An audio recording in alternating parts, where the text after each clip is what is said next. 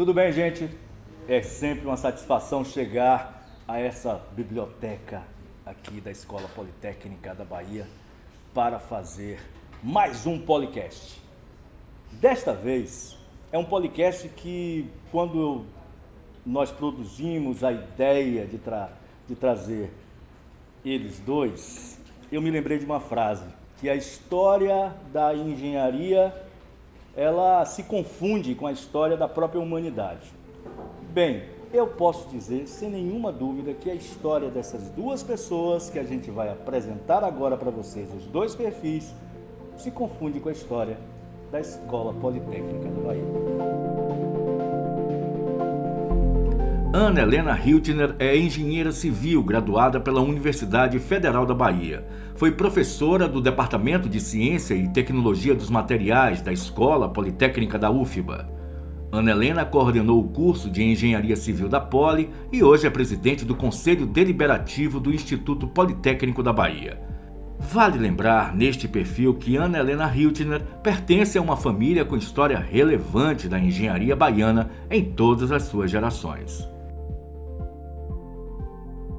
Adailton Gomes é engenheiro civil formado em 1973 pela Universidade Federal da Bahia, com mestrado em Engenharia Ambiental Urbana, também pela UFBA. Adailton trabalhou na implantação de sistemas de abastecimento de água em várias cidades do recôncavo baiano. Continuou na área tecnológica e de edificações, passando a desenvolver dosagens específicas de concreto.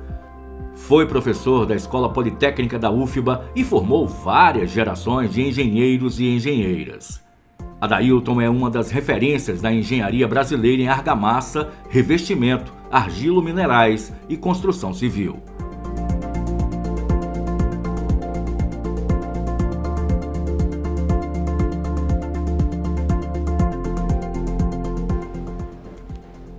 Meus queridos, professor Adailton, professora Ana, mas eu vou chamar vocês de Adailton e de Ana. Pode? Claro. Sim. Claro. Olha, não foi o início do nosso podcast, eu não retiro uma vírgula, tá? Porque quando a gente conversa ou com Adailton, gente, ou com Ana, é como se a gente mergulhasse nesses corredores, nessa escola. E principalmente para você, eu acho que é uma emoção bem bacana estar gravando aqui, nesta biblioteca, que leva o nome de sua tia, Bernadette. Bernadette Sinai Neves. A gente vai conversar um pouquinho sobre a história da mãe de Ana Helena Hiltner, da tia dela. Isso aí é um papo daqui a pouco, para depois. Mas essa emoção de estar aqui, nesse espaço. Me conta. É grande essa emoção. É grande essa emoção pela oportunidade de trazer para a escola um pouco da história, né? É uma viagem no tempo. Uma viagem cheia de boas recordações. Muito poucos incidentes nos perturbaram. Foi uma história de construção, foi uma história de amizade, foi uma história de conhecimento, enfim, de realização de vida. Vidas que foram também formadas um pouco por vocês dois, né, hein, professor Adailton? Quando o ato de lecionar, o ato do ensino, o ato do estudo, o ato da formação, isso tudo mexe aí com essa figura que eu acho que você, quando vai se recolher, ainda está aprendendo e ensinando, né? Dentro de casa também, não? Pastore, minha vida se confunde com a escola. A escola de um modo geral, porque minha mãe era professora. Pelo fato da minha mãe ser professora, eu sempre disse que antes de nascer eu já ia para a escola, mesmo compulsoriamente. Então eu nasci numa escola e fui ao longo da vida realmente dentro da escola, porque eu comecei a ensinar aos 15 anos, dando aula particular. 15 anos. Com 15 anos eu comecei a dar aula particular e daí eu não parei mais, porque era uma necessidade da sobrevivência. Quando eu entrei aqui nessa escola, eu já ensinava. Você nasceu no interior, onde foi? Eu nasci em Livramento, que hoje é Livramento de Nossa Senhora, mas eu não nasci em Livramento, na cidade. Eu nasci numa vila, que era chamada Lagoa do Timóteo. Então, mas minha família tem um vínculo, minha mãe, né, principalmente, um vínculo com Caetité. Então, apesar de ser de Livramento, mas todo o meu vínculo era com Caetité. E olha de onde vem um vínculo com uma das, simbolicamente, um vínculo com uma das figuras, Anísio Teixeira, né? Anísio Teixeira. Então eu vivi lá, assim, correndo lá pela casa de Anísio Teixeira e tal, sabe? Vivendo aquele clima, né? Na época, era o polo educacional do interior da Bahia, era Caetité. Né, e principalmente por essas figuras de renome, né, nesse lado educacional. E Anísio Teixeira foi um grande destaque. Aqui na escola, quando eu vim para a escola, no mesmo ano que eu entrei, que foi 69, eu comecei a ensinar em pré-vestibular. No mesmo ano. Então, nesse ano de 69, eu ensinei, e essa escola, para mim, era aquele coisa assim, inatingível. Os professores eram deuses. E eu tive o privilégio depois de trabalhar junto desses queridos professores que eu tanto admirava. Né? E aí são vários, né? Como o professor Ney Cunha, como o professor Hernani Sobral. Hernani Sobral é uma das figuras assim mais... nós fizemos, inclusive, né? Isso. E você produzimos um livro sobre Hernani. E vídeos. E vídeos sobre Hernani, né? E você participou também. Participei. Hernani é uma das figuras assim... Icônicas. Icônicas, não, Ana? É. Começa com você, vai, fala sobre Hernani um pouco. Doutor Hernani, por circunstâncias de vida, porque meu pai era professor aqui, então era colega do professor Hernani, colega e amigo. Então eu conhecia o doutor Hernani desde pequena, eu brinquei algumas vezes com os filhos dele, né? E realmente fui colega do filho dele, um curso de inglês, era pouco mais novo do que eu, então não fomos colegas aqui. Mas tive uma convivência com o doutor Hernani muito boa. Entrei aqui, logo depois de formada, pelas mãos do doutor Hernani. E fui lotada ou designada para ensinar a disciplina de materiais de construção 1, naquela época, que não foi nem o que eu estudei e me dediquei depois, né? Porque... A gente está falando aí de 1969, que foi quando o meu ingresso aqui. Adailton estava sendo professor de cursinho, não é isso? Isso. Entrando aqui na faculdade. Entrando na faculdade. E sendo professor de cursinho. E você? E eu, meu primeiro ano, aqui na escola, com uma idade que às vezes era menor do que a de alguns alunos. Então, a minha timidez na sala de aula era uma coisa visível, né? E eu achava que na hora que eu preparasse uma aula bem preparada, que realmente... Dava frio na barriga mesmo? Como é que era? Não, eu não digo que dava frio na barriga, mas era uma coisa que eu não ficava à vontade. Existia uma cerimônia, existia todo um contexto. Preconceito por ser mulher também? Olha, isso eu senti pouco. Eu até não posso me queixar disso, não, mas tive alguns episódios. Mas o fato é que eu preparava a minha aula com carinho, com dedicação, com esmero, fazia as fichinhas naquele tempo, né? E achava que eu ensinava razoavelmente bem.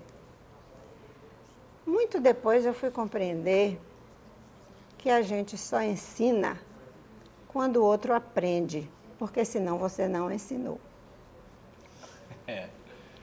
Esse foi um pulo muito grande que eu dei na minha vida de professor. Foi quando eu compreendi isso. Que é uma música de... Claro, quanto mais a gente... Não, é Jorge Portugal. Quanto mais a gente ensina, mais aprende o que ensinou. Porque ela era professor, né? Então, eu passei a me realizar muito quando eu via que o aluno tinha captado aquilo que eu tinha transmitido. Né? É uma felicidade. Uma felicidade muito grande, né? Que a maturidade me deu, né? Hernani Sobral. Que foi meu mestre também. Isso. 3, assim, porque como a gente tem muitos assuntos, 3 obras que as pessoas passam por Salvador ou pelo litoral norte da Bahia, que você escolha para as pessoas saberem que tem um carimbo do Sobral. Aquela ponte do Jaguaribe. Aquela ponte do Jaguaribe foi assim um marco. Quando você vai passando aqui ali em Piatã, né, naquela região, tem lá a ponte de Jaguaribe, que é o Rio Jaguaribe. Aqui em Salvador. A ponte de Jaguaribe, sim. Jaguaribe. E tem aquele edifício ali no Canela, ao lado do supermercado, aquele edifício, um edifício que deve ter ali uns 17 pavimentos, foi um marco também, porque, época, né? Na época de projeto estrutural. E ele deu a grande contribuição dele na área de solos. Então você pode perceber que o professor Hernani Sobral, ele era assim, multifacetário. Quer dizer, ele tinha vários conhecimentos e foram aplicados. Por exemplo, pioneiro na área de concreto. Então, o professor Hernani, e a gente enfoca naquele livro que produzimos, né? Você é que ficou realmente à frente, e dos vídeos, mostrando exatamente isso. Ele, sobretudo, ele era humanista. Daí o nome, né? Humanista construtor de pontes. O Pontes não é pelo fato de ter construído pontes, mas era pontes entre os conhecimentos e entre as pessoas. Menos muros e mais pontes, sempre é o pensamento assim de congregar a engenharia? Eu acho que sim. Eu acho que a engenharia a profissão mais propulsora da humanidade. Né? Sem engenharia não existe progresso. Né? O triângulo clássico, direito, medicina e engenharia. O médico, mais do que necessário, ele vem para corrigir uma doença. O advogado vem para defender uma causa a partir de um problema. O engenheiro tem um aspecto diferente. Ele é propulsor. Né? Enxerga onde não existe. Ele enxerga, né? E ele é quem bota para frente. Né? Então, daí, hoje, as múltiplas engenharias que existem. Quando nós conversávamos, eu e Ana, por exemplo, trocávamos umas figurinhas, né? Conversei um pouco contigo, que você estava no deslocamento de Vitória da Conquista para cá. Mas a gente papeou um pouquinho. E uma das coisas que eu vou passar para a Dailton responder, que ela me respondeu ao telefone e com certeza vai responder aqui também, é que quando você sobrevoa, gente, a cidade do Salvador, tá? Que é uma cidade que foi projetada inicialmente, né, como uma cidade fortaleza, né? Com os fortes e tal, né? Uma cidade estratégica, né? Que foi criada para esse fim a partir de 1549. Mas quando você, que aí você vai, aí você encontra ali aquela construção amarelinha, com detalhes brancos, com árvores, né? Passeando por ela e defronte, inclusive, se você for projetar isso com o mar. Então, é como se fosse uma fortaleza do conhecimento, a Escola Politécnica para Salvador, ou para a Bahia, ou para o Brasil, ou para o mundo, professor? Na realidade, assim, a Escola Politécnica, ela nasceu exatamente para fazer um bem-estar da sociedade. Porque no fim do século XIX, Salvador tinha por volta de 200 mil habitantes. E um engenheiro jovem, com 32 anos, Arlindo Fragoso, sentia a necessidade desse bem-estar da população em termos de disciplina de avenidas, né, deslocamentos, aspectos ambientais, já com aquela visão. Então, foi necessário aí a criação de um polo que viesse trazer esse conhecimento. E é o que é isso? uma faculdade. Para isso, foi criado, então, junto com outros colegas da época, 9, o Instituto Politécnico da Bahia. O Instituto Politécnico da Bahia viabilizou a criação da escola porque assim era possível receber subsídios governamentais, públicos. Sim. Então, com isso, a escola foi fundada. E a escola, só que aí vai desenvolvendo e não cabia. Então, saiu das Laranjeiras, foi para a Piedade, da Piedade foi crescendo, foi para o Relógio São Pedro, onde hoje é aqui de Fundação Politécnica, para depois vir para cá. E isso, nessa época, era tão majestoso que a ideia não era só esse bloco, não. Era mais 3 blocos. Só que foi construído só este. Então isso virou um marco. Sim. E quando você diz que a gente sobrevoa Salvador, tem uma coisa belíssima, porque quando você vê isso, você vê aquele azul maravilhoso que é o mar.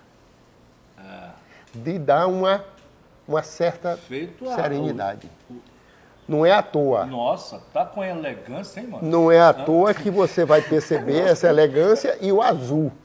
Né? Azul e aqui nós estamos do aqui. mar. E você vê aqui também azul. Ó, né? tem um poema maravilhoso que virou uma música, do Pérez Cavalcante. Tem muito azul em torno dele, azul no céu, Caetano canta. Azul no céu, azul no mar, azul no sangue, a flor da pele, as mãos de rosa de Iemanjá. A gente linda. Se a gente está cercada do azul da Ana, ela é cercada de engenheiros por todos os lados, não, professor? É verdade. Hã? Tu não é uma Ana Helena Hiltner, mas também uma Ana Helena Ilha, cercada de engenheiros por todos os lados. Sou cercada de engenheiros por todos os lados. Para você ter uma ideia, são 22. 2 times de futebol. 2 times de futebol. Olha, começou por tios, pai e mãe, marido, um filho, uma nora, depois 2 noras de meu filho. Então, é muita gente. 2 irmãos, um inclusive tem o nome de meu pai, o outro foi professor aqui da escola, Alberto, um professor folclórico, que se depois eu tiver a oportunidade de falar assim rapidinho, porque ele fez parte da história dessa escola. E quando os alunos, depois de cursarem com ele, chegavam à minha disciplina, aí vinham pelo nome, né? Perguntavam: Ana, você é mesmo irmã de Alberto? Eu dizia: sou, meu filho, de pai e de mãe. Mas você é completamente diferente. Eu disse: é a vida? Pois é. Mas somos muito unidos. Enquanto Ana é cercada, viu, de você falar aí, eu tenho o privilégio de sempre ter do meu lado mulheres. Olha, quando eu entrei para aqui, eu entrei na escola, porque a gente entrava com um professor colaborador. Entrei com um colaborador de 8 horas. Dr. Hernandes Sobral é que me convidou, porque precisava de alguém que ensinasse materiais de construção ao curso que estava iniciando, que na época se chamava Engenharia Sanitária e que hoje é Engenharia Ambiental. Então, os primeiros passos da engenharia ambiental foi com a engenharia sanitária. É, engenharia sanitária. E como eu trabalhava com o professor Ney, eu trabalhava com o professor Ney e tinha um conhecimento da área de concreto e tinha vivência do ensino, então, evidentemente que ele me convidou, porque sabendo que eu iria. Tanto é que eu fui, inclusive, professor homenageado por essa turma, a primeira turma, que tem aqui, né, professoras, a professora Patrícia e a professora Márcia Marinho, foram meus alunos e que são professores do curso de Engenharia Sanitária. Tá? Então, você percebe que a coisa vai de uma forma tal que você não imagina. Então, além disso, quando eu entrei, ficava junto com a professora Vitória Norris, professora Ana Helena, Célia Neves, do CEPED. Então, sempre teve do meu Célia, lado, sim. assim, rodeado, né? E essa inspiração de mulheres. Tu lembras dele como aluno? Ou era quietinho? Não, como aluno, não. Mas do momento que ele entrou aqui na escola, Agora, sim. tu é que parece que tem sido aluna dele. Imagine Um rostinho bonito você. desse jovem. É verdade. Menino, Tome juízo, pastor. eu não tenho juízo algum. Pastor, não é- a diferença de concordas idade... ou não concordas? Concordo, olha só. E a Ana, isso todo mundo fica surpreso quando eu digo que eu fui aluno da Ana. Eu digo, olha, o problema todo é o seguinte, Eu não sabia não. a diferença de idade é pequena. Ah. E ela, assim que formou, começou a ensinar. Quer dizer, ela era capaz, e vou lhe dizer, isso que ela disse desse esquema de entrar na aula ali, tecnicamente, era assim mesmo. Quer dizer, ela era, vamos dizer assim, séria. Cartesiana. Ali cartesiana. Ou seja, deu a aula, cumpri meu papel. Se você aprendeu ou não aprendeu, o problema é seu. Mas eu cumpri meu papel. Tá? Então, quer dizer, é isso que ela fala que depois não, ela deu uma virada. Agora, 22 engenheiros ou engenheiras, né, nesse mundo, agora tem Dos quais só 2 não formaram pela Politécnica. Caramba, carambita e carambola, como eu disse. Veja só, mas dentro desse mundo de engenheiros e engenheiras, 2 engenheiras têm uma espécie de peculiaridade muito singular, que é justamente a mãe, sua mãe, e Bernadette, que leva o nome aqui da Biblioteca Bernadette Sinai Neves. Porque elas foram as primeiras mulheres da Escola Politécnica da Bahia, né? E eu não sei, eu acho que eu já lhe contei isso, né? Mas conta agora de novo para ele saber. Que a Bernadette só fez a engenharia porque minha mãe, não sei porque ela tinha 2 irmãos engenheiros, ela resolveu, aos 15 anos de idade, porque naquela época o ensino que hoje é o ensino fundamental era completo com 15, 16 anos. Não tinha um nível intermediário que existe hoje. Então, as turmas formavam com 21 anos, porque passavam direto do ensino fundamental, que não tinha aquele nome, para a universidade. E minha mãe resolveu que ia ser engenheira, e meu avô, quando soube, disse, você não vai para uma escola onde só existem homens. Você só vai se sua irmã for.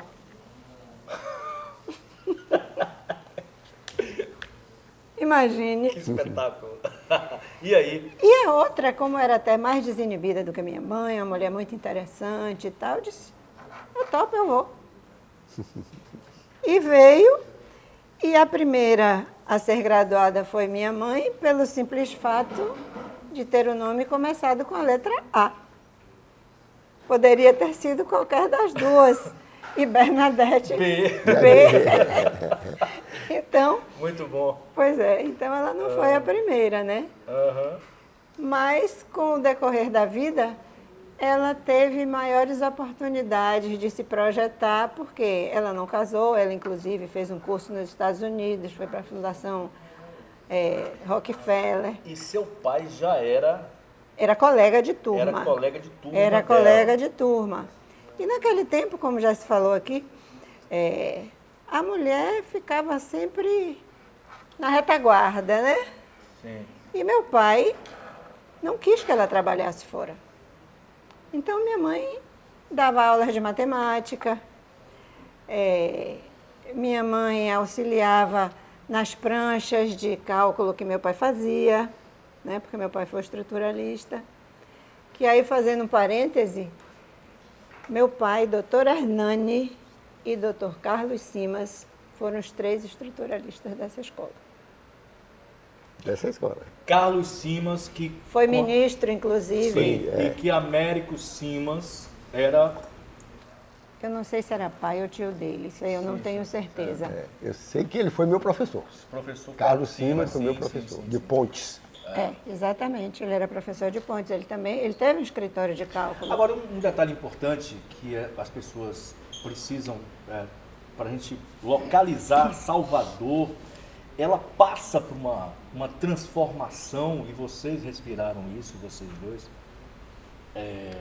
com, primeiro, esse aspecto desbravador da Escola Politécnica, né, nos primeiros anos, mas depois veio a figura do Edgar Santos, que dá aquela mexida na escola com novos cursos e tal, e aí você tem todo um aspecto de mudança também na estrutura da escola, não é?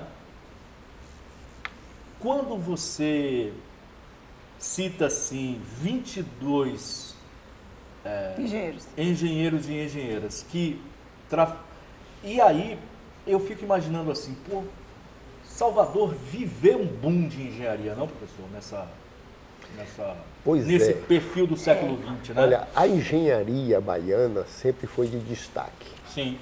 Porque tiveram nomes aqui realmente assim de grande importância.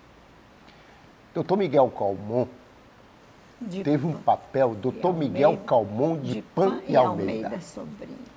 Tive o prazer de morar, inclusive, numa casa que foi construída por ele. Eu reformei a casa e tal, etc. Hoje não existe mais, porque depois que eu vendi, lá ergueu-se um prédio no local. Mas eu tinha até pouco tempo a planta assinada por ele, que passei para o acervo aqui da Escola Politécnica. Eu não sabia. Assinada por ele essa planta. Então, aí quando eu vou falar do período meu, aí quando eu entrei nessa escola, você tinha professor Antônio Carlos Reis Laranjeiras, professor... Laranjeiras que nos faleceu agora. Faleceu agora. Centenário, uma figura... Morreu com 94 anos, por aí. Professor Dérico Pinheiro de Oliveira, professor Hernânio Sobral, professor Alceu Hiltner. Ana, você vai ter que me ajudar, porque... então era um Doutor Nildo, né? José Alceu, Nilson pai da Maciel. Ana, né? Alceu, pai da Ana. Alceu Hiltner. O José Nilson Dantas Maciel. Né, que fez cursos na Alemanha e tal, etc., um expoente. Então, a engenharia baiana era uma engenharia de grandes nomes. E é tanto que nos concursos, quando se tinha, ganhava. Olha, vou dar só um exemplo aqui. O primeiro concreto de 60 megapascal, produzido no Brasil, em caminhão betoneira, foi produzido aqui em Salvador, ali onde é o edifício, na fundação do edifício que é da Suarez Trade, como é o nome aquele prédio ali, já não me lembro mais o nome dele. Suarez Trade. 60 megapascal. Outro, primeiro de 35 MPa, produzido na América Latina, em forma deslizante, foi produzido aqui na Ponta da Laje, em Candeias, com a orientação do professor Ney Cunha, professor dessa escola, meu professor, e eu tive o prazer de trabalhar nessa obra. Foi um grande desafio. Quando nós fizemos o primeiro concurso, os primeiros concursos do Ibracon, para ver quem produzia o concreto de mais alta resistência, eu vou me reportar o seguinte, eu vou reportar o primeiro, que foram os 4 prêmios, eu vou reportar, eram 12 prêmios, porque eram categorias diferentes. Foi Ribeirão Preto. Desses 12 prêmios, as equipes aqui dos estudantes dos 12, ganharam 10.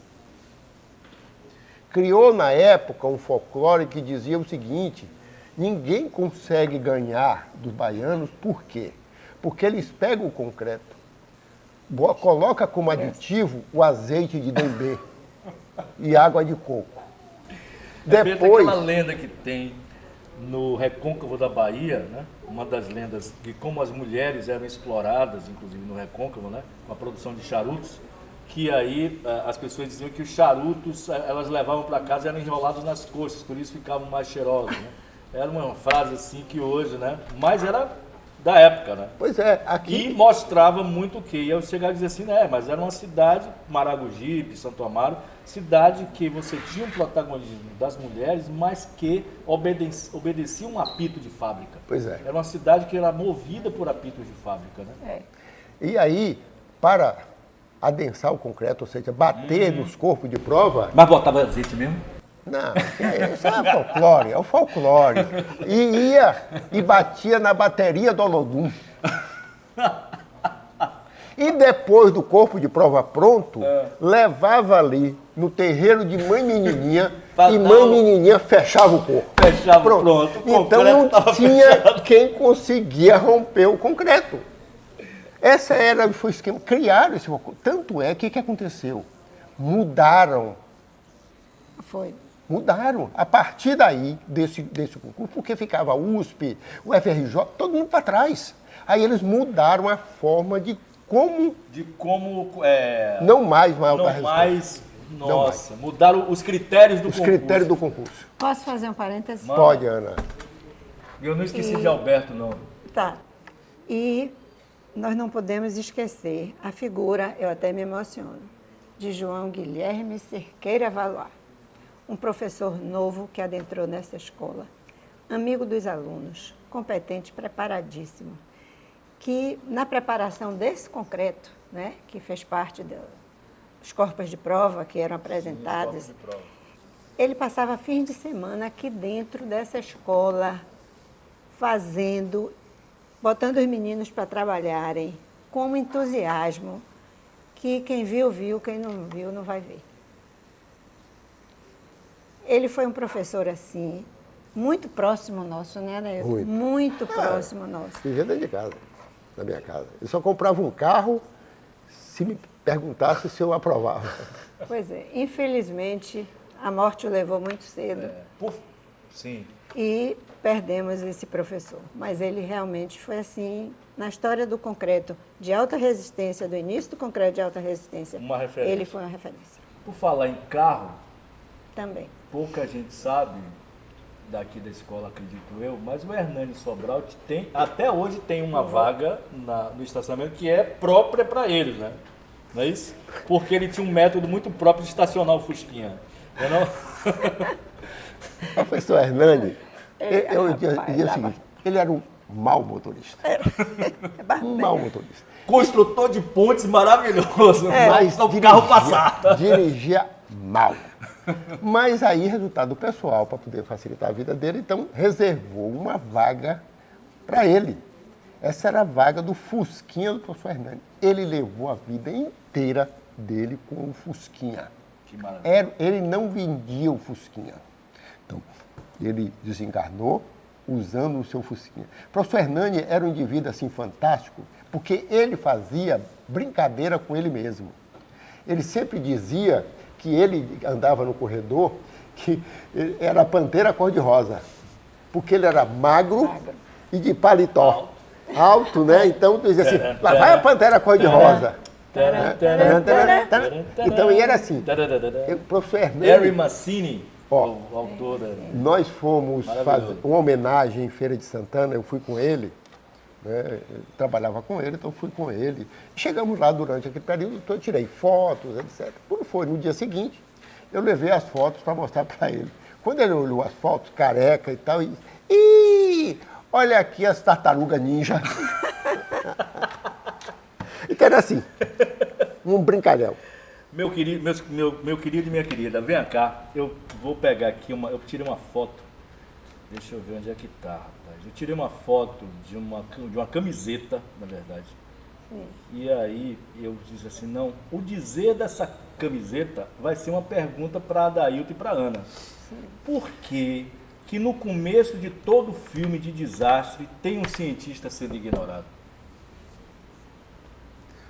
Repita. Um filme de catástrofe tem um cientista sendo ignorado. Tem um engenheiro, um geólogo, coitado do geólogo, mas sofre em filme de catástrofe, de Hollywood. Por quê? Que sempre as figuras que trazem uma preocupação para o futuro, para o cuidar, a prevenção da catástrofe, que pode acontecer, isso pode acontecer, é ignorado. E depois o pessoal só chora lágrimas com deslizamento, com tantas coisas que acontecem no mundo. Às vezes eu faço pergunta difícil. Para fazer Eu não jus, tenho culpa de nada. Os olha, poetas nunca são culpados. Então eu vou começar brincando com você e Tá bom. dizendo aquele ditado. É porque o brasileiro só fecha a porta depois de roubado. Ele não previne, né? E Mas não- isso está nos filmes lá, os estadunidenses também fazem lá. Pois é, então, 2001, a gente lá. amplia. Aí o cientista vai lá, rapaz, não pode, e ninguém... É um problema da humanidade esse, de às vezes não se antever, não se preocupar, não se precaver, não ter prevenção, não ter estratégia, vocês acham? Bom, pastor, eu vou dar minha posição, é o seguinte. Você perceber, a engenharia nasceu para trazer bem-estar à sociedade. Porque nós tínhamos antes uma engenharia militar. Os saíam para a guerra e precisavam de alguém que cuidasse, principalmente das mulheres, as famílias que ali estavam. Então começa a sentir o chamado engenheiro civil, aquele indivíduo que ia cuidar do civil. Porque não era Ele militar. não era militar. Por isso, engenheiro civil. Isso. Engenheiro civil. Aí era preocupar com a água, com o transporte, com todos os bens que desse para a população. E o engenheiro sempre tem essa preocupação, não é dali, é para que quando aqueles guerrilheiros voltassem, encontrasse estabilizado, bem. Então, ou seja, ele pensa no futuro, ele antevê as catástrofes. Antevê, se você verificar, tem aqui instalado... O engenheiro está aqui, montado aqui em Salvador, vários pontos que detecta quando vai chegar, por exemplo, uma grande intensidade pluviométrica, para sinalizar a população do alerta. E isso eu estou falando do engenheiro, mas você vai também para o geólogo, para os sistemas físicos, né? Então, de um modo geral, todos os cientistas, você vai para o médico, que hoje, mais do que nunca, faz o quê? Você está fazendo os preventivos. A prevenção. A prevenção para não acontecer o pior depois. Isso. Então, no fundo, a humanidade precisa de ter essa atenção de ver o futuro. Mas para eu ver o futuro, eu tenho que mirar o passado. Eu tenho que ter um histórico. Quando você vai usar uma inteligência artificial, a inteligência artificial está montada em banco de dados coletados do passado. Então eu só posso projetar algo para o futuro se eu valorizar o passado. E é esse um detalhe da minha preocupação, porque hoje, pastor, você pode notar que o engenheiro anda disso aí, que é o desenvolvimento e tudo, e cadê a valorização desse profissional? Perfeito. O profissional de engenharia, ela colocou um tripé entre médico, advogado, engenheiro. Eu pergunto desses três, qual é o menos valorizado? Tá? Então é uma atenção que a sociedade como um todo, não são só os engenheiros colegas que precisam tomar conta da importância do que é a engenharia na sociedade. Recentemente, teve um blackout em Portugal. Sim, Todo parte mundo da Espanha também. Parte da Espanha e Portugal. O que aconteceu? Banco não funcionou, internet não funcionou, travou tudo. E aí você começa a perceber, meu Deus, o que aconteceu? Dependência. A engenharia. Se você raciocinar é porque está tão visível, tão fácil, que você não valoriza. É igual o ar, que você respira, que nem nota que está respirando, que não valoriza. Como muitas pessoas, como eu citei em outra entrevista, as pessoas pensam que a água não sai da torneira. Você percebe? A parede já ficou pronta, mal sabe o que, é que tem dentro dela. interno. Você percebe? É isso? O trabalho que dá, né? Porque você percebe aquilo que você colocou antes, no início, você chega a ter um terreno plano, não tem nada. Isso, quando você projeto. volta, aí você tem que visualizar um futuro, aí vem junto com o arquiteto, aí projeta uma edificação e lá vai ser construído um hospital. Preocupa para você, Adailton, para você, Ana, preocupa essa quantidade, olha que eu gosto de aquilo que eu falei, né? Nunca muros, sempre pontes.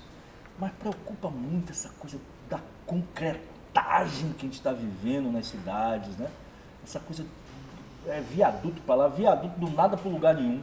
Já notaram? Viaduto do nada para lugar nenhum? Coisa que sai em lugar pouco usado. Não é só Salvador, não. Outras cidades também.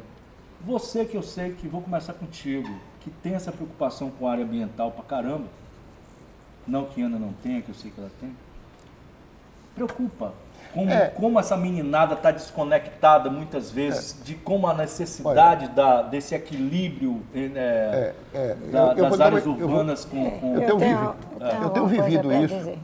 E eu, evidentemente, tenho essa preocupação porque a minha pós-graduação foi em engenharia ambiental urbana. Né? Então, está nesse contexto urbano.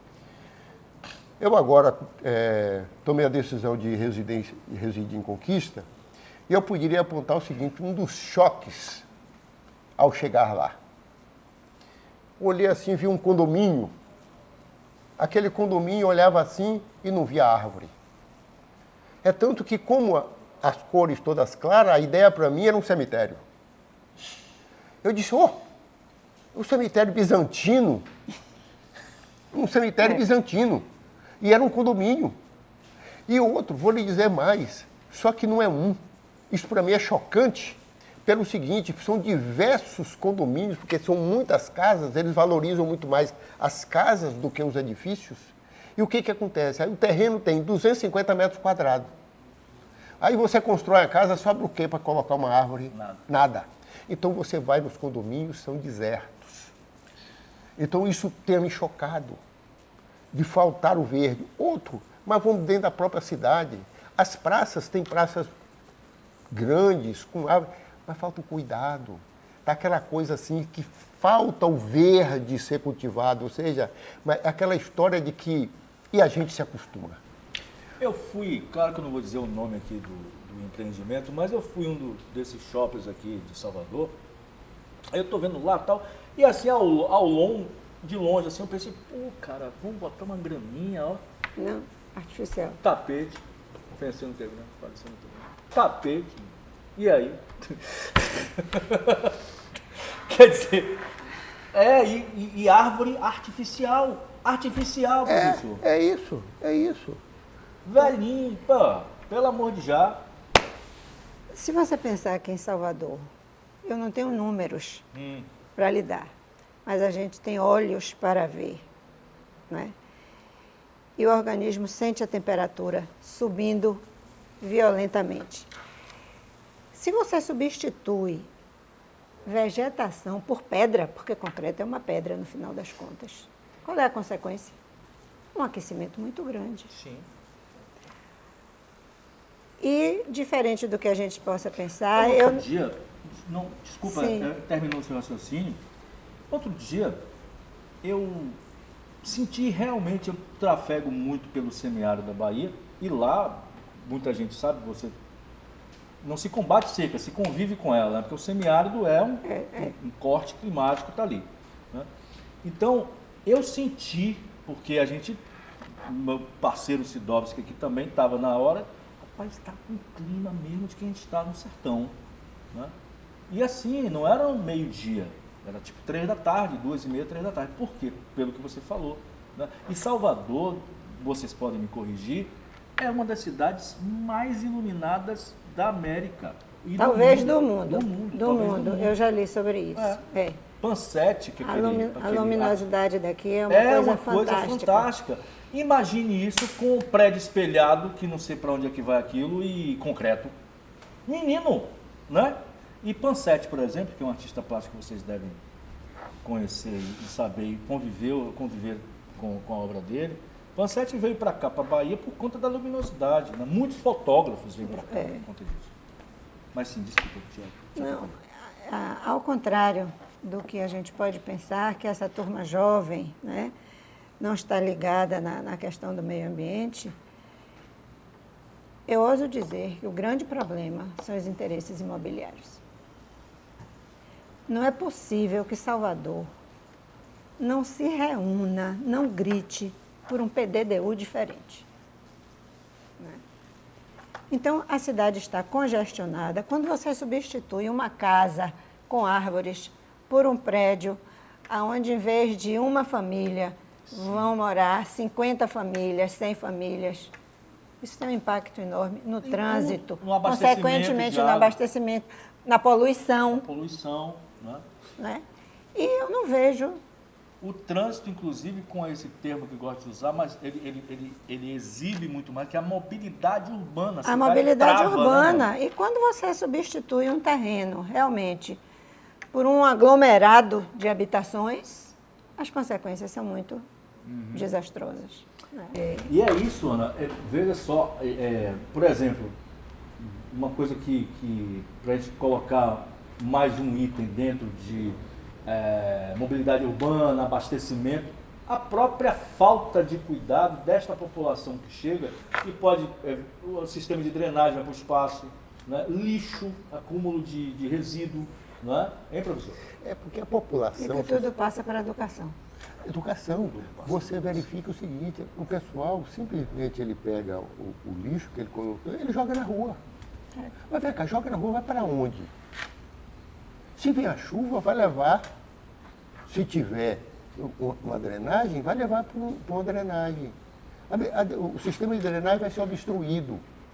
E aí vem todos os danos para isso. Quer dizer, há necessidade de uma educação. Por outro lado, é o aspecto educacional e, consequentemente, você tem a desigualdade social.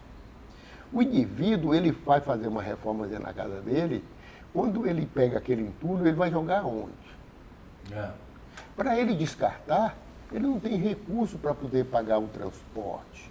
Por outro lado, não foram criados pontos de coleta, ou mesmo quando criam, você não joga lá, joga em outro lugar, muito por falta educacional. Você tem um processo cumulativo, não é porque você não tem, e aí entra um pouco a crítica, até a minha área, então nem se fala, porque uma coisa que eu sempre defendo, por exemplo, trabalhei muito tempo na educativa aqui, e na educativa você obedecia realmente um código lá, que é um instituto, e dentro desse instituto tem os códigos como o IPB, né? Você tem lá que seguir, né, as normas de um estatuto. E entre elas estavam lá a publicação de reportagens sobre meio ambiente, sobre cuidado, cuidado com os cidadãos, cidadania ativa e tal, né? No IRDEB eu sei, outras emissoras educativas pelo país, a própria TV Cultura também, eles obedecem essa... Mas quando você vê que a televisão em si, não estou aqui criticando a televisão A, nem B, nem C, mas quando você, ou a emissora A, B, nem C, mas quando você vê que uma emissora de comunicação públicas é uma concessão pública, são privadas, mas é uma concessão pública, e você não tem a valorização da engenharia, a valorização de um conceito de cidadania que passa por educação, como é que você vai, né? Se o meio de comunicação é um meio, a palavra já diz, né? A expressão já diz, meio de comunicação. E aí eu defendo muito isso, né? Essa parte de levar até a população, e você defende também, que a gente conversa muito, né? Essa coisa de você chegar às pessoas terem conhecimento, não, Ana? Com certeza. Quem, professor? O levar o conhecimento à população, e é esse o detalhe, quer dizer, você tem que começar desde a criança. Olha, eu tive experiências lá nos Estados Unidos com meus netos.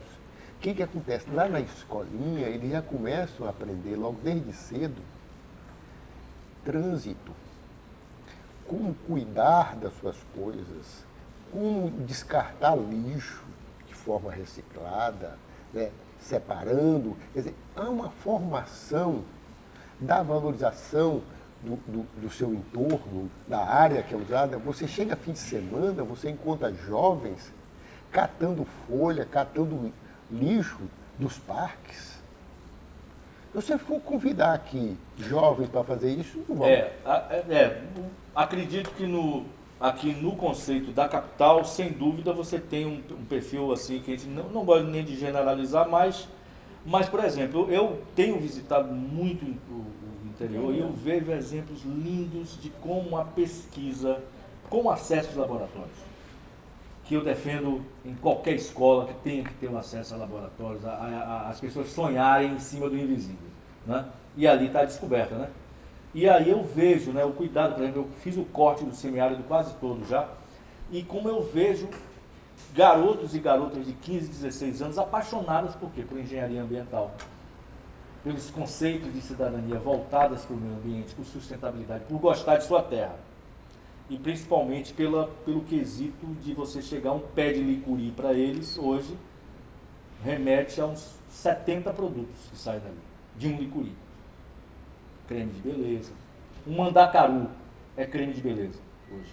Babosa, né? Babosa. Na natureza. Então, isso é que eu quero te perguntar em cima da, mais uma vez, de Ana Helena Rio tendo ter sido uma ilha com engenheiros para todos os lados.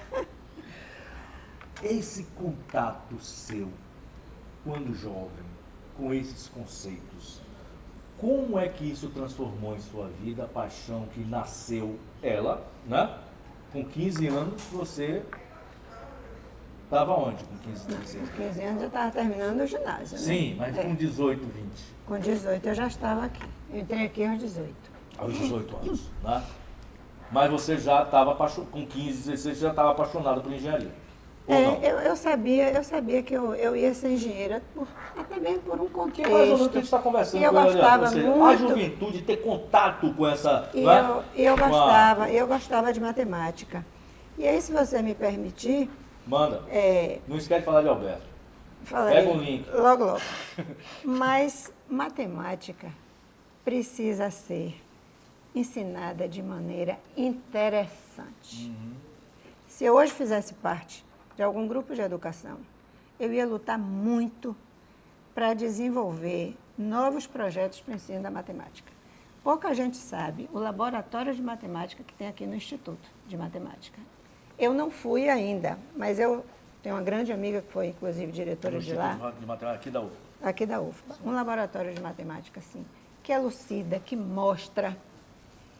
E eu não conheço ninguém do meu relacionamento, a não ser pessoal do Instituto. Que tenha conhecimento, Que existe. tenha conhecimento desse... É isso, velho. Que eu chego, fico doido a ver. Rapaz, isso acontece, isso daqui. Pois é, então a matemática tem que ser ensinada de maneira agradável, de maneira cativante. Matemática é paixão, matemática é música. Pois é. Qual Aí é o você violão, pega... qual é o tocador de violão que não tem que ser um bom matemático? Hein, mano? Mas a música é matemática. Pois é, a música, todos os ritmos estão lá, as escalas, pois é, exatamente. Sabe o que é isso aqui? Samba de Então- roda. então- 2x3. É o lado de encanto da matemática que está inteiramente soterrado. E matemática é encantaria, encantamento. Encantaria. Como é que você ensina até hoje racionalização de denominador? Um dos melhores violonistas dessa terra da Bahia aqui, e um tocador de chula, que chula não é um estilo musical, é um comportamento traduzido em canção, que a frase inclusive é dele, de meu queridíssimo Roberto Mendes, era professor de matemática. Depois que Adailton foi professor de cursinho, ele foi professor de cursinho junto com o Jorge. Eu dei muita aula particular de matemática a filhos de amigas, de Sim. minha mãe, não sei o quê, eu dava. E é encantamento matemática, não é não? Então, você tem que saber mostrar o lado útil da matemática. A grandeza, noção de grandeza que os alunos não têm. Uma vez eu dei uma prova em que havia um cálculo do consumo de concreto para cada metro cúbico, o consumo de cimento para cada metro cúbico de concreto. Aí a menina me perguntou, disse, professora, eu achei um resultado aqui, mas que eu estou achando estranho. O que a senhora acha? Eu disse, que foi, minha filha? Eu achei um consumo de 350 quilos de cimento por decímetro cúbico. As contas estavam todas certinhas, com a diferença só de vírgula, de 1000 vezes. De 1000 vezes. Uau. Que é decímetro cúbico? Era metro cúbico. É metro cúbico, virou Ou seja, não enxerga o que é um decímetro cúbico, nem o que é um metro cúbico. Sim. A população, se disser assim, não, vou fazer uma casa e eu quero botar um tanque de 5.000 litros.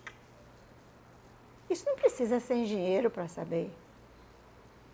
Então, tem que ter noção do que é o volume de um metro cúbico. Qual o risco? Matemática serve para isso também. Qual o risco da inteligência Geometria. artificial neste mundo em que essa meninada cada vez mais não faz um cálculo? Qual o risco e qual o benefício? Para não dizer que eu sou vilão do... O maior risco é não saber perguntar. Muito bom. Começa por não saber perguntar. Se você não sabe perguntar, a sua resposta não vai ser boa. Ora, é por isso que muitas vezes você chega para o operado, explica para ele e a pergunta é: entendeu? Ele vai, entendi. Quando ele faz, mas não foi isso. Mas foi o que ele entendeu. Aí é a inteligência artificial. Você pergunta para ele, ele dá uma resposta. Ó, mas não foi, mas foi isso que você perguntou. Tá? Então, é. Por outro lado, se você é um indivíduo que é o sabe, corte, né? O corte frio, né? Não tem o espírito crítico e o saber lindo da pergunta ainda não tiraram de nós, né? Traz as informações e você agora vai verificar ou vai melhorar aquilo que você recebeu, as informações. Então, a inteligência artificial, para mim, não é o resultado final. É um resultado, é um caminho para facilitar com maior rapidez seu trabalho. Por exemplo, eu quero ver quantos carros trafegam por uma determinada via.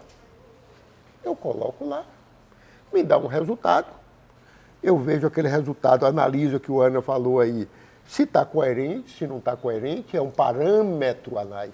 Quando você vai para o médico, que ele pega para você determinados índices ou determinados exames, aquilo ali não é definitivo, é um norteador, para que ele possa, junto com outros parâmetros, chegar a uma conclusão.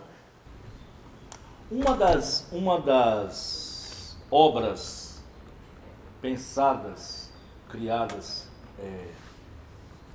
pela cabeça de um baiano aqui, o desenho, e que passou por aqui pela Escola Politécnica, foi o nosso querido Diógenes Rebouças. Né? Diógenes Rebouças também foi responsável pelo desenho de onde? Do estádio da Fonte Nova. Da Fonte Nova. Né?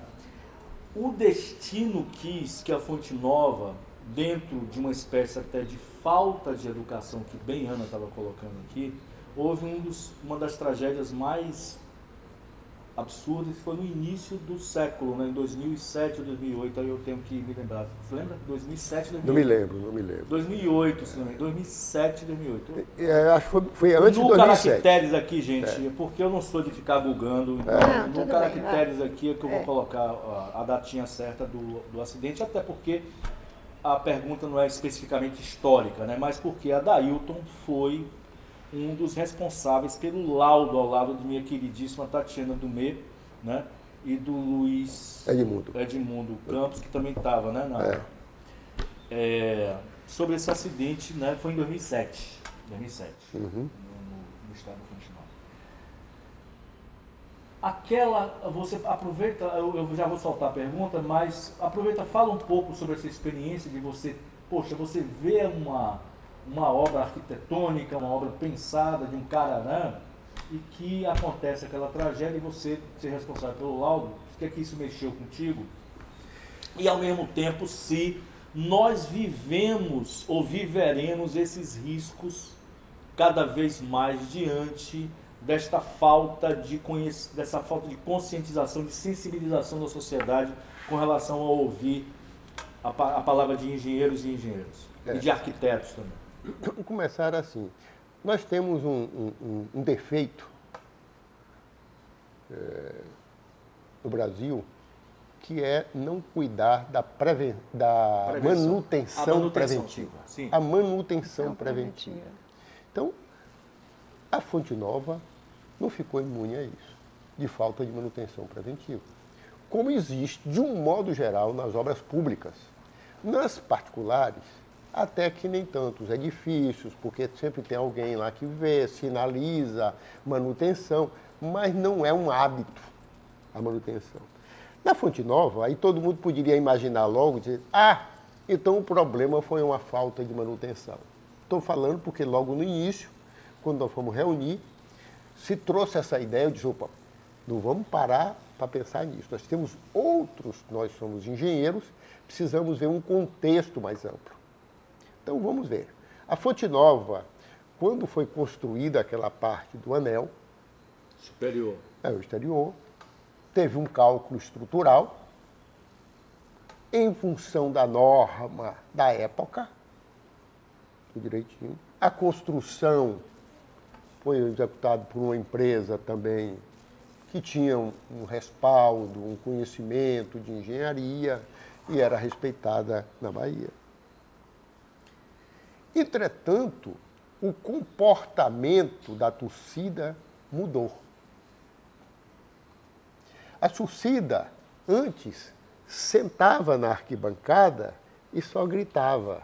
Agora pula. Falava, tal. Mas com o passar do tempo, passaram a pular. Pular. A vibração. Então você passou a ter, além de uma chamada carga estática, uma carga dinâmica. Só que isso não era levado em consideração. Porque os estádios, eles já são projetados com essa, né? Hoje. Hoje. Mas naquela época não. Não era. Na época apenas eram dispositivos colocados, porque ali você tem inclinação, entre um contato e outro, uma placa que era para deslizar. Porque com a temperatura, há movimentação, mas não era para suportar Chuva e sol, impacto. temperatura, né? A coisa, o que aconteceu? As lajezinhas, que é onde você senta, eram pouca espessura. Com pouca espessura, o ferro que tem ali dentro, que a gente chama de armadura, ele foi oxidando e diminuiu a seção. Ok, mas tem um coeficiente de segurança que garantia estaticamente você lá permanecer. Mas 12 indivíduos, um abraçado no outro, pulando, o que você raciocina sobre isso? Um martelete. Tum, tum, tum. Como é que você rompe um concreto numa laje, não é com um martelete, pá, não é? O que aconteceu? Pum, pum, aí pá, desceu de vez. E havia o quê? Havia todo um aspecto, vamos dizer assim, do time, que no caso era o Bahia, que estava subindo da Série C para B, né? Tinha todo um conceito de conquista heróica e tal, e aí o estádio superlotado. Tem um fato interessante, porque como isso chegou aqui até a Escola Politécnica? Chegou na Escola Politécnica porque houve uma solicitação à reitoria para que a universidade fosse inserida nisso. Evidentemente, o reitor procura a escola. E a escola fez a comissão. Então, essa comissão formada por Tatiana Dumé, professor Luiz Edmundo, que por sinal era diretor, e eu também fui participar. E isso daí, só que aí, a Polícia Federal, ao tomar conhecimento de que iríamos fazer, encaminhou um engenheiro para aproveitar os ensaios, todos os ensaios que iriam fazer aqui junto com a gente. Então, aqui nós trazíamos as amostras, na hora da realização dos ensaios, estava presente também, com todos os registros, com tudo etiquetado, quando terminava, era armazenado numa sala fechada, com todo um processo para não haver uma adulteração. É tanto que o nosso laudo termina, vamos dizer, sempre muito semelhante ao dele também, porque se não me engano, os resultados foram mesmos. Foi o Luizão, foi a Tatiana que nos deu entrevista. Eu estava trabalhando na Band News, na Band. O resultado foi apresentado aqui na escola. 2008, né? Foi apresentado aqui na escola para os repórteres, né? Foi apresentado para todos. Nesse dia eu não estava aqui porque eu estava nos Estados Unidos, mas Tatiana e Luiz estavam presentes para apresentar. Exatamente. Eu não esqueci do Alberto, senão a gente está perto. Você falou que ele era uma das figuras mais cativantes, assim, com iconoclastas, talvez, aqui da escola? Não, ele era... Primeiro Quem foi aluno defina dele? quem era Alberto. O Alberto era o quê, seu? Irmão. Irmão, né? Irmão, logo depois de mim. Né? E ele, não sei por que motivos de infância ou do que foi, ele gostava de chocar. Ele, inclusive, chocava às vezes meu pai, que era todo certo, germânico e tal, ele era ao contrário. Uma vez, Dona Maria Luísa, uma das milhares daqui, uma secretária assim, uma senhora educada, não sei o que, me chamou e disse, minha filha, vem cá. Olhe, fale com seu irmão, porque a camisa que ele está vindo da aula não é própria.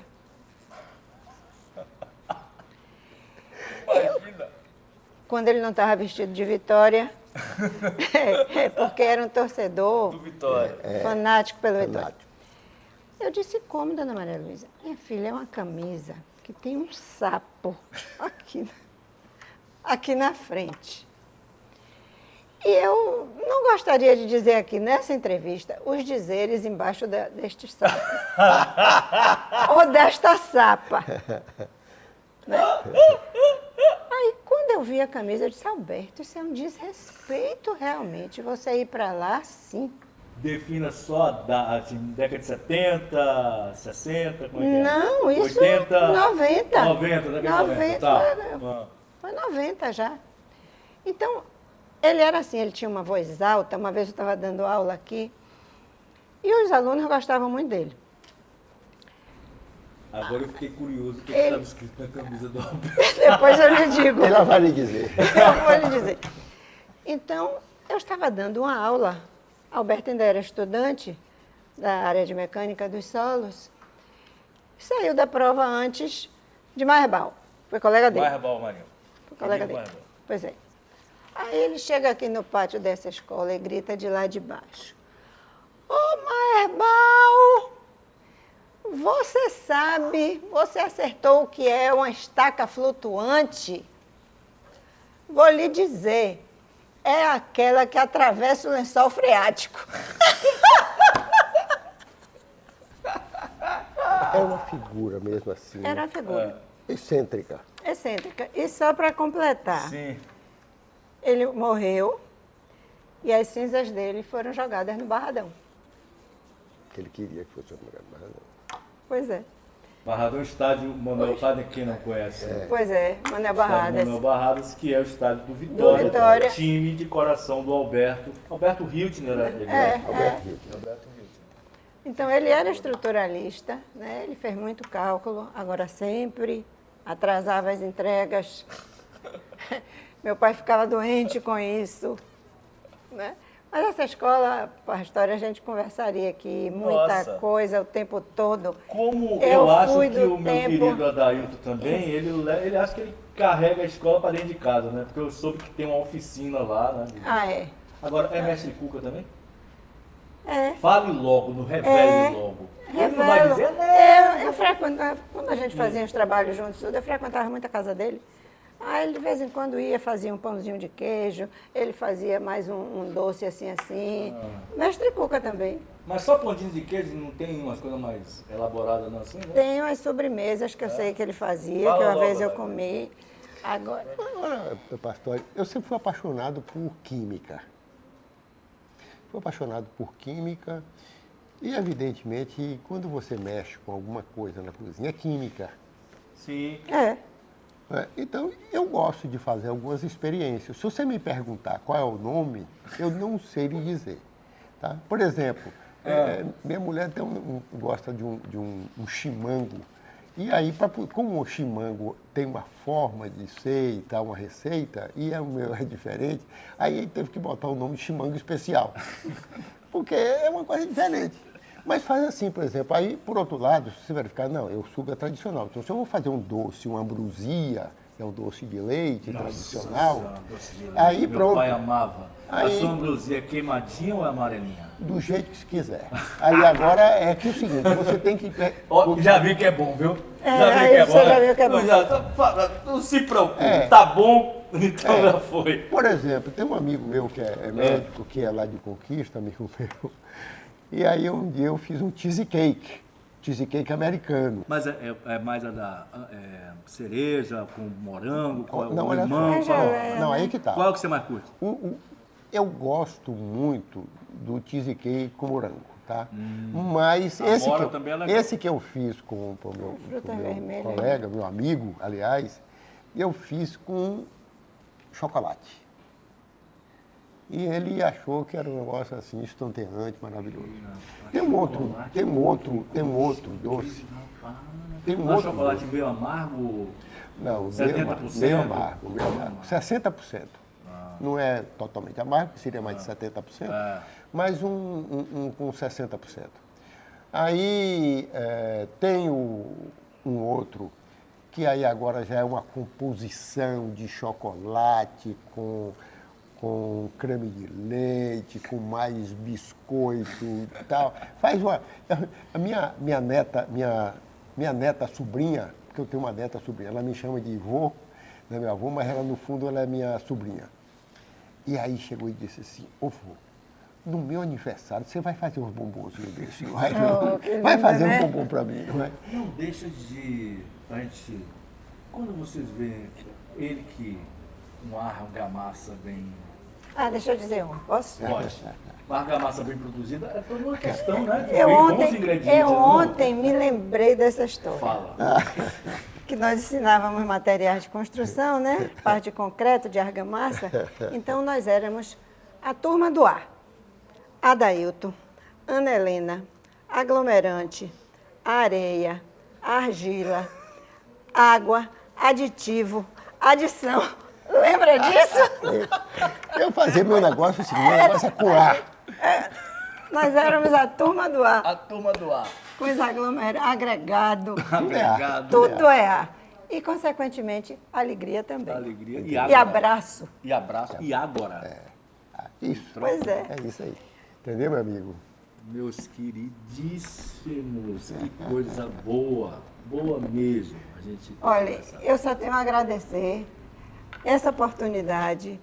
Eu espero até poder contar mais algumas histórias da escola. Do sapo, você vai me contar lá a E história do sapo da tudo Camila, bem. mas é fora do ar. Tá? E a alegria de ter sido com este amigo e irmão, que uma vez eu fiz uma saudação para ele, exortando os dons dele, né? E eu coloquei, assim, 7 dons. A gente vai ter novas oportunidades, porque realmente ele foi um aluno e um professor meu de vida também, de maneira de encarar essa escola, né? Então, isso nos fez realmente amigos e irmãos. Não é verdade? Para mim, é aquela história. Ótimo, porque eu estou junto com a Ana, nós temos uma ligação muito forte, e com você. Porque é o tipo da coisa. Desde quando a gente começou a fazer o primeiro trabalho, há uma identificação muito grande, uma admiração, porque tem um lado poético, ele é um poeta, e como todo poeta, é maluco. E eu adoro maluco, porque eu também sou. Então, significa que estamos bem. Eu adorei essa turma do A aqui. Foi? A de Adailton, a de Ana, a de Antônio. E de Antônio, pois é! E aí eu posso continuar, a de admiração, amor e amizade. Isso, maravilha. Tá bom? Ótimo, maravilha. pastor. Muita paz, querido. Beijo. Muita paz. Gente, mais um podcast com essas figuras lindas. Olha, elegantes, lindas, coisa muito boa.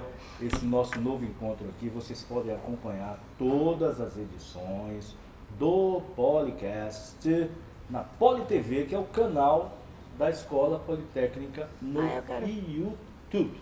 Então, todos os episódios lá, tá certo? Inclusive esse que eu tive o prazer de conversar com a Adailton Gomes e Ana Helena Hiltner. Um beijo para vocês. Mas não vou embora não agora. Não. Posso contar uma história? Você contou também, eu posso contar. Pode, Não é nem uma história dele, mas eu lanço. Ele foi professor de cursinho. E quando era professor de cursinho, era rígido pra dedéu. Você deixava alguém entrar depois de que a aula tinha começado? Não, é muito rígido. Por quê? E aí, eu tinha um professor chamado Alberto Goulart. Figuraça. Figuraça. Com a sobrancelha maravilhosa, figura que melhor bola. praticamente um dos caras ao lado de Lorda, Ribeiro também, que eu defini assim minha vida de jornalista por conta do Goulart. E o Goulart era o seguinte, o Goulart ele tinha os mapas, ficavam os mapas aqui, né? E assim, e os mapas aqui segurando, e no relógio, né? Então, 7 horas, 7 ninguém entrava mais. Você era assim? Era.